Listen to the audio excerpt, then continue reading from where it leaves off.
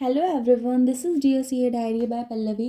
तो आज की वीडियो में हम करने वाले हैं मटेरियल कॉस्ट चैप्टर में प्रोक्योरमेंट कॉस्ट कैसे निकालते हैं वो पढ़ेंगे। ठीक है। प्रोक्योरमेंट मतलब जब हम अपना कोई भी रॉ मटेरियल परचेज करते हैं तो उसको प्रोक्योरमेंट कॉस्ट बोलते हैं। मतलब क्या क्या उसमें कॉस्ट और ऐड होते जाएंगे, उन सबको मिला जुलू के प्रोक्योरमेंट कॉस्ट निकलती है हमारी। ठीक है।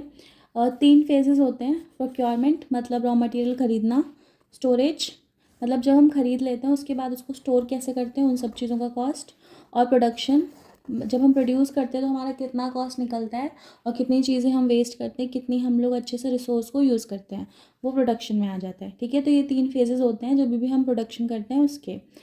मटेरियल कॉस्ट में हम पढ़ेंगे डायरेक्ट मटेरियल के बारे में, इनडायरेक्ट मटेरियल के बारे में इसमें नहीं पढ़ा जाएगा। ठीक है।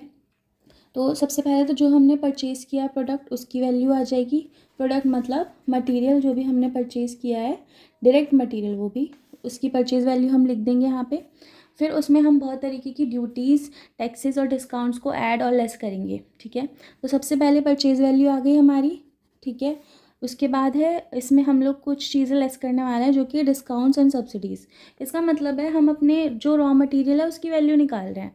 ठीक है। सिंपल समझो, जो हम अपना रॉ मटेरियल है उसकी वैल्यू निकाल रहे हैं कि हमें वो कितने का पड़ा, तो उसमें परचेज़ वैल्यू हमने सबसे पहले ऊपर लिख दी।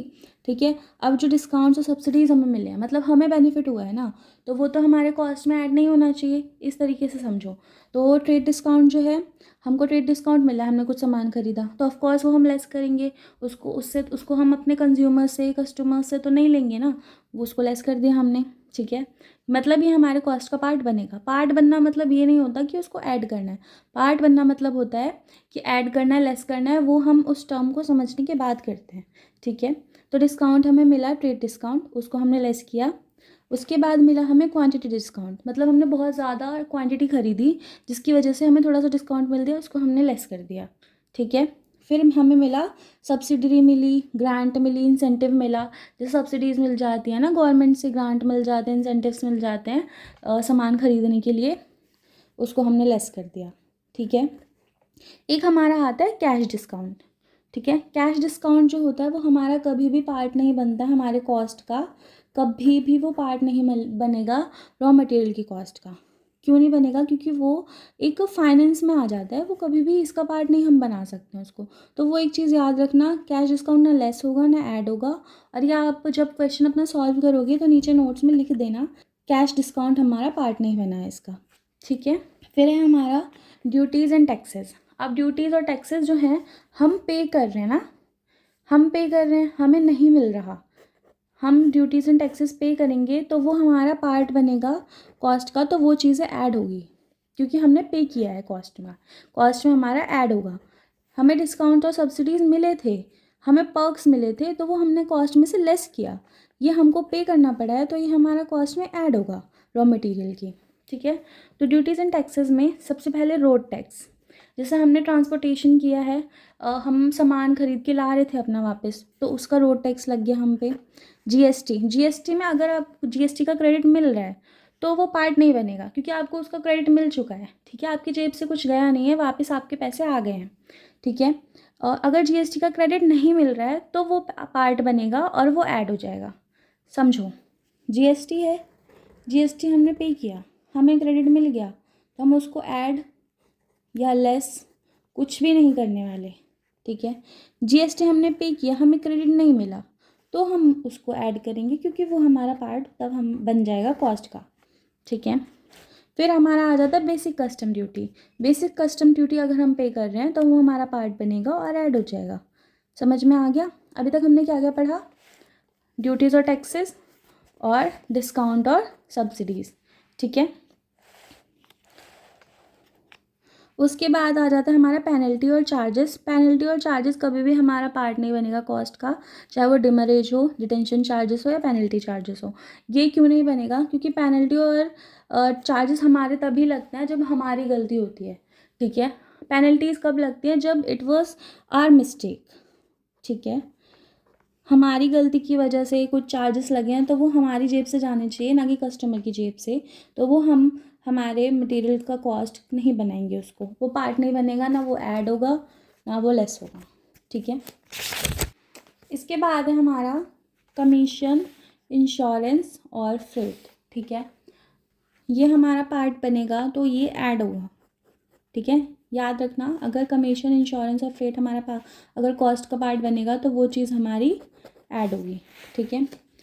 इंश्योरेंस चार्जेस, हमने रॉ मटेरियल का इंश्योरेंस करवाया था, ये एक पार्ट ऑफ बिजनेस है तो इसको हम ऐड करेंगे, ये पार्ट बनेगा, ठीक है। कमीशन और ब्रोकरेज ऐड होगा, पार्ट बनेगा।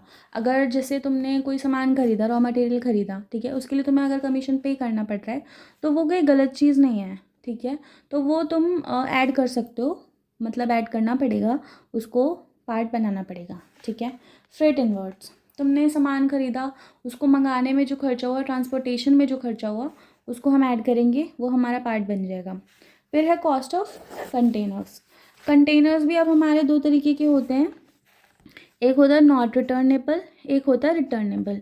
अगर कंटेनर्स नॉन रिटर्नेबल हैं तो वो पार्ट बनेंगे और ऐड हो जाएंगे। अगर वो रिटर्नेबल हैं, ठीक है, कंटेनर्स रिटर्न हो जाएंगे, उसके पैसे जो तुमने दिए थे वो वापस मिल जाएंगे, तो वो पार्ट नहीं बनेगा, ना वो ऐड होगा ना वो लेस होगा, याद रखना ये चीज़। देन अगर फुल कॉस्ट रिटर्न नहीं हो रहा है, मतलब 6K के तुमने कंटेनर्स थे, 6K के तुम्हारे कंटेनर्स थे, ठीक है, उसमें से तुमको 1K as a rent charge कर लिया गया, 5K तुमको वापस कर दिया गया, ठीक है।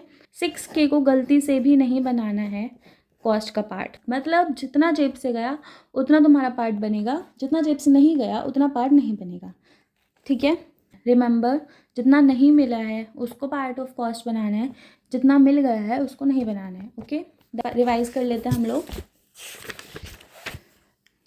रॉ मटेरियल खरीदा हमने, परचेज वैल्यू आ गई, डिस्काउंट सब्सिडीज पार्ट बनने हैं, लेस होगा, ट्रेड डिस्काउंट लेस होगा, क्वांटिटी डिस्काउंट लेस होगा, सब्सिडी ग्रांट इंसेंटिव्स लेस हो जाएंगे, पार्ट बनेगा। तो कैश डिस्काउंट पार्ट नहीं है तुम्हारे रॉ मटेरियल कॉस्ट का, ये फाइनेंस में जाता है, इसको कभी भी पार्ट नहीं बनाना गलती से। उसके बाद आ गया ड्यूटीज़ एंड टैक्सेस, अगर ये पार्ट बनेंगे तो ये ऐड होंगे, ठीक है। रोड टैक्स ऐड हो जाएगा, GST अगर क्रेडिट मिल रहा है, हाँ अगर क्रेडिट मिल रहा है तो पार्ट नहीं बनेगा, क्रेडिट नहीं मिल रहा है तो पार्ट बनेगा, ऐड कर दोगे।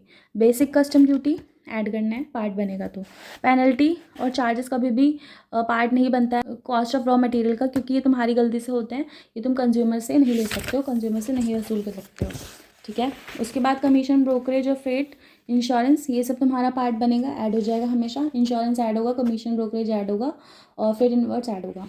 कॉस्ट ऑफ कंटेनर्स अगर नॉन रिटर्नेबल है तो ऐड हो जाएंगे, रिटर्नेबल है अगर फुल अमाउंट मिल रहा है तो पार्ट नहीं बनेगा, ना ऐड होगा ना लेस होगा। रिमेंबर, जितना नहीं मिला है उसको पार्ट ऑफ कॉस्ट बनाना है, जितना मिल गया है उसको नहीं बनाना है, ओके। रिमेंबर, जितना नहीं मिला है उसको पार्ट ऑफ कॉस्ट बनाना है, जितना मिल गया है उसको नहीं बनाना है, ओके। That's it.